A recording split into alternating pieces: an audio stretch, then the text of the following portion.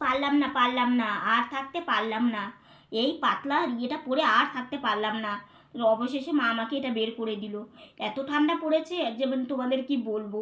মানে কি বলো তো, এই মানে এই যেটা দেখছো তোমরা, এটা কিন্তু হালকা শীতে, এটা হালকা শীতের জন্যই মানে আমরা পরছি আর কি।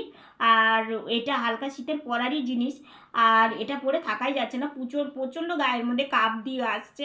তো সেই জন্য মা অবশেষে না পেরে আমাকে এটা বের করে দিল। এটা অনেক পুরনো, অনেক দিন আগে নেওয়া। দেখো, দেখলেই বুঝতে পারবে গুটি গুটি কেটে গেছে। কিন্তু ঠান্ডাটা তো লাগছে না, এটা সব থেকে বড়। বের করতেই হতো, বের করতাম মানে রেখে দিতাম না, পড়তাম অবশ্যই, কিন্তু অসুবিধার কারণে জিনিসগুলো বার করতে পারছি না। কিন্তু আজকে না পেরে বাধ্য হয়েই বের করতে হলো।